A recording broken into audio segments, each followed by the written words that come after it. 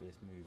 And this is the spike we've had here, which takes us back to levels we last saw in 2020. Not quite as high as 2022. Markets are seeing a surge in oil prices we haven't seen in at least 4 years, really, crossing $100 a barrel. And they're finally really waking up to the fact that Hormuz has been closed effectively, and that we've seen a huge drop in the supply of oil coming through this key waterway. So the absence of supply means that prices have rocketed, and that really means that we're now dealing with the spectre of inflation for economies around the globe, and indeed markets are now pricing in the possibility of rate hikes by central banks later in the year.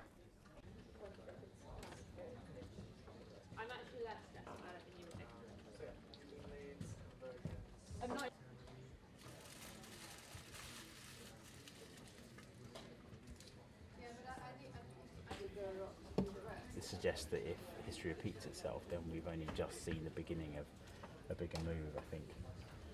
Well, I think at the moment the risk is that this conflict isn't resolved soon. And even if it was, there's no telling whether shipping will resume through the straits at their previous level, which means that the market is facing, the global economy is facing an extended period where supply remains much lower than it was. And that has the potential not just to keep prices where they are, but potentially drive them even higher.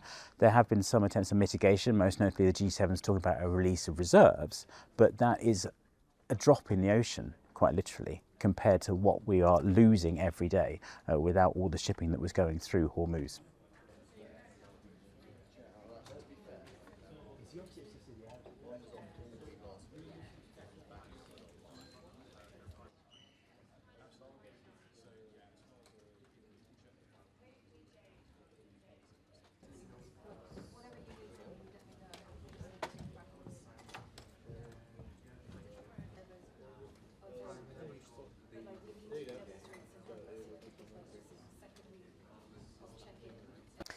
It's not just oil prices, and it's not just petrol prices. The waterway is key for a whole host of products, and also oil used in other industries. So we can expect people to pay more for their petrol, more for their food, more for almost any good you can think of, really.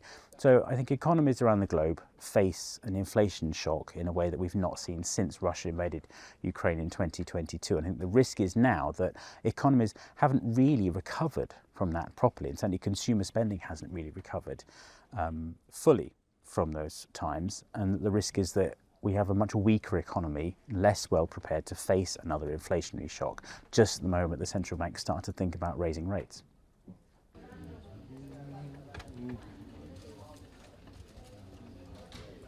Look, Chris, I'm looking at TV too.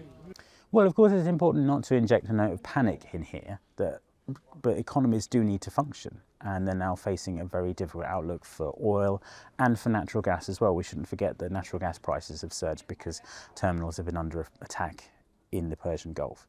So I think, yes, consumers need to stay sensible and not to panic, but at this point there are serious concerns about people's access to gas supplies for these major economies. This is, if you like, a product of the push to green energy over the past 10 years and the fact that Western economies aren't as well prepared for this as the way they used to be. Certainly countries like the UK, Germany and France do face much higher energy costs as a result of attempting to reduce their reliance on oil and gas and shifting towards renewable energy. You wouldn't be able to do it, would you? I think I'd be off tube in the same time. You'd have to be off tube the whole morning.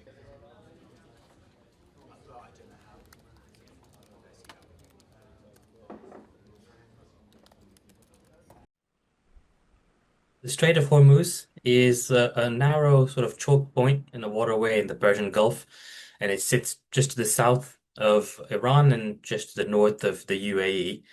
And it's a critical point in the waterway because much of the world's energy, be it oil products, gas, liquefied natural gas, transits through that choke point, which again, fuels life, I suppose, in Asia and the rest of the world. So from a crude oil point of view, about 20% of the world's oil flows through there on a daily basis. So too the same for liquefied natural gas, and slightly higher as well for petrochemical feedstocks as well. So things that go into making plastics. So essentially, this really narrow choke point waterway is critical to the global economy. The Iranians are obviously trying to target energy-related, oil-related infrastructure to cause price spikes in a year of the US midterms. It's the only weapon they really have to make the US stop, is to really spike oil and energy prices. The third area I just wanted to address, because I think as we go into this sort of what feels like the second week of this conflict, a lot of people are going to begin to think, well, that's happening out in Iran and in the Gulf states, but I can sense it's going to affect me back here in the United Kingdom, particularly the economy. We've done a lot of work recently on the cost of living, which we know is the number one issue for so many people across the country, and an anxiety about that. On the reassurance front, I think it is important just to remind ourselves that last time a conflict began to develop, which was 2022, in relation to Ukraine, the economy wasn't in a stable place, and inflation was 5% and rising. We've done a lot of work in the last 18 months to put some resilience in and make sure that we've got some headroom, which is basically some insurance within the economy, but also inflation is 3% and going down. So in that sense, there's more resilience. But the job of government is obviously to get ahead, to look around the corner, to work with others. And the Chancellor speaks to the Governor of the Bank of England on a daily basis.